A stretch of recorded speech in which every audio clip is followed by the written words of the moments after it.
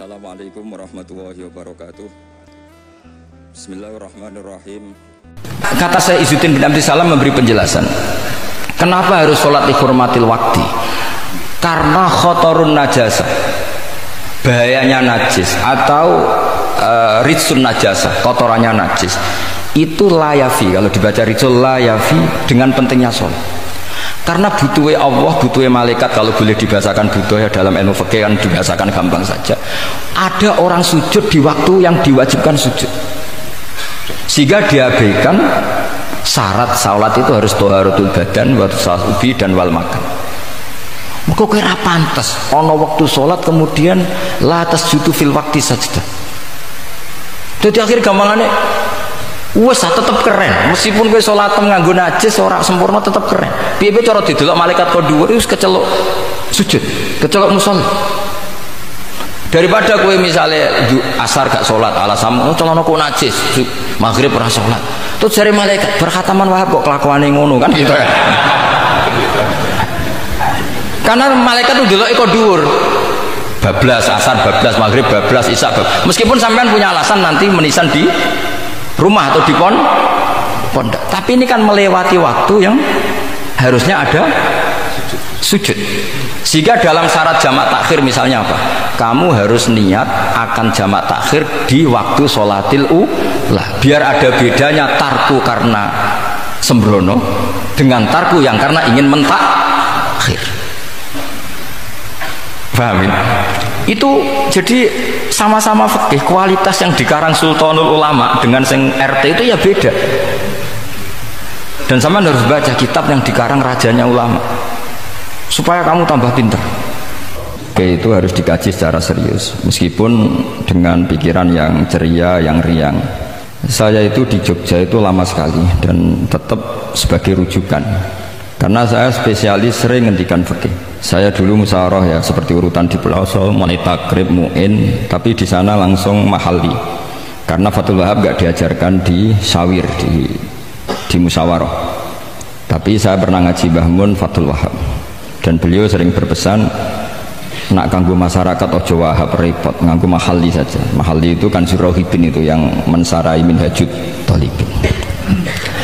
Ini bukti bahwa saya ini alim betul, bukan guyon yang dari tidak alim betul. Jadi ini bedanya saya dengan moderator. Nanti kalau nggak percaya diuji di sini di depan. Saya ngaku alim itu bukan karena sombong, tapi keharusan. Karena begini ya, kalau kamu punya istri mau melahirkan, itu mesti nyari tulisan bidan. Barokahnya tulisan itu kamu tahu siapa bidan. Kalau kamu gigi sakit pasti cari tulisan dokter gigi.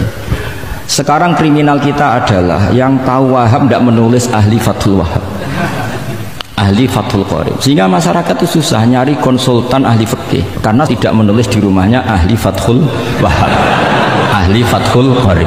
Lo itu penting supaya orang tahu. Setidaknya kenapa nyuwun sewu banyak, kalau saya boleh agak merovokasi. Dan itu bagus, provokasi itu bagus kadang, tapi untuk kebaikan. Kenapa orang-orang lain itu menjadi rujukan? Karena mereka memaklumatkan diri, dengar gelar RC, MA, terus ahli fikih. Tapi kita yang ngaji Wahab, khatam, musyawarah khatam, nggak nulis di rumahnya ahli Fathul Wahab. Setidaknya Anda nulis konsultan kalau ingin mondok ke Pelosok, sehingga orang daerah kamu kalau mau mondok ke Pelosok konsultasi ke kamu. Tapi kita terlalu adab. Padahal awalun nubuwah itu dimulai dari at-tahaddi. At-tahaddi memaklumatkan diri kalau beliau adalah seorang nabi. Jadi kalau kamu boyong harus memaklumatkan diri. Saya tidak bakul bako, saya ahli Fathul Wahab. Lah ini khataman Fathul Wahab cerita bako. Wah itu innalillah wa inna ilaihi raji'un. Ini harus gimana mau? Ya Anda harus tersiksa dengan keterwakilan oleh ini.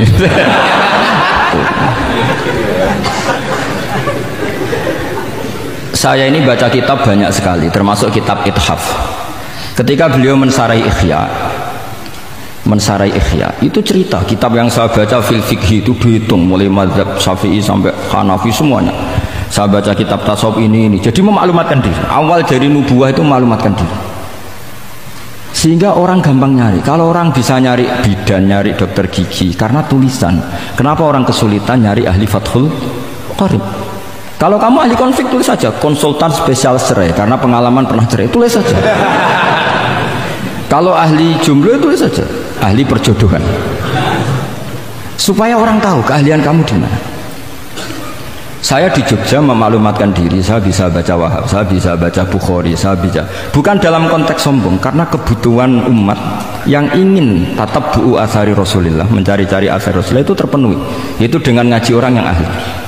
Tunjukkan kalau baca kamu benar dan sebagai solusi umat. Umat ini punya problem banyak, dan kamu mengajar dengan manhaj yang jadi solusi, yang jadi solutif, yang bisa jadi jalan keluar. Tapi kita enggak, santri itu banyak keluar dari pondok, tapi karena miskin, sudah dari mbahnya bapaknya memang sudah miskin ya. Terus atas nama humul, atas nama ikhlas, terus sering menyembunyikan diri. Menyembunyikan diri, pura-pura ada alim, memang sebetulnya ada alim juga kadang itu. Akhirnya terus orang sampai nggak tahu kalau itu alumni pondok. Tapi ketika ada orang konsultasi sama pihak lain, mereka tersinggung karena kok nggak ke dia, mau ke dia gimana, nggak ada tulisannya, nggak ada potongannya, malah tadi cerita mbako segala itu kan apa ya. Nah, saya ingin kembali lagi, saya punya teks hadis yang riwayatnya seperti ini. Meskipun hadis itu misalnya dhaif, banyak aditnya, banyak penguatnya. Idza zuharatil bid'ah wal fitan, sebagian ada tambahan wasubba ashabi fal yudhiril alim ilmahu, orang alim harus menampakkan kealimannya. Wa illa fa'alaihi la'natullahi wal malaikati wan nasi ajmain. Justru kalau tidak memperlihatkan kealimannya, dia kena laknat.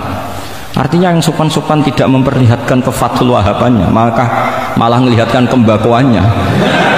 Itu jatahnya fa'alaihi la'natullahi wal malaikati wan nasi ajmain.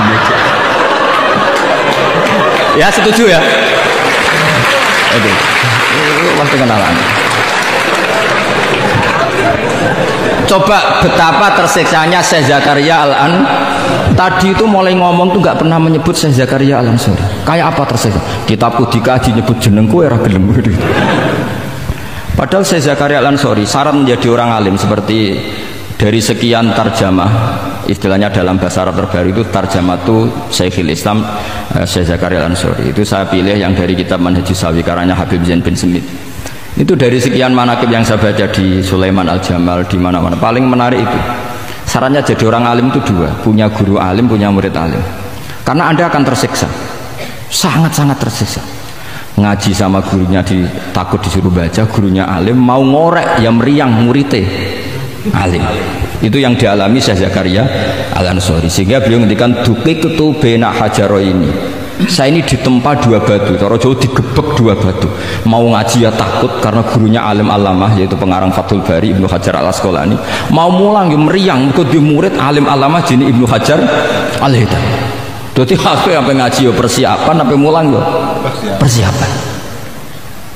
Kayak apa susahnya jadi Syekh Zakaria Al-Ansori? Mau ngaji setoran ya persiapan, mau ngajar persiapan. Makanya kata Mbah Mun, syarat utama ulama itu harus punya murid alim. Saya pernah didhawuhi Mbah Mun, aku mau gak di anak Gus Najib itu Gus Najib, saya juga izin jadi kiai. Karena syaratnya jadi kiai itu udah anak alim di murid alim. Izin gak jadi kiai rasa sukses juga tak beliau. Makanya saya ketika kecelok alim itu senangnya bukan main beliau, karena terpenuhi status tadi. Nah ini kalau khataman Fathul Wahab terus bakas bako ini. Ini roh Kiai Jazuli tersiksa ini gimana? Ini gimana ini sini? Kalau ukurannya kan gampang, moderator kan dipilih yang paling baik, setidaknya ngomongnya lah. Kalau tidak ilmunya ya ngomongnya. Terus Anda terwakili oleh orang yang nggak jelas. Nggak, saya gojlok ini tidak dosa, karena kalau betul saya ini dosa karena ngerasani orang, berarti jadi kafarah dosanya dia. Soal saya kan amalnya sudah banyak, aman. Aman, jadi nanti. Jadi kalau jatah hasanah saya harus diminta dia, tak kasih aja. Gampang. Masih surplus banyak. Ya masih surplus, masih banyak. Kan orang itu kalau baca Quran satu huruf itu dapat 10 kebaikan. Saya ini hafal Quran, sudah gak terhitung itu sudah. Itu untuk kamu tak satu huruf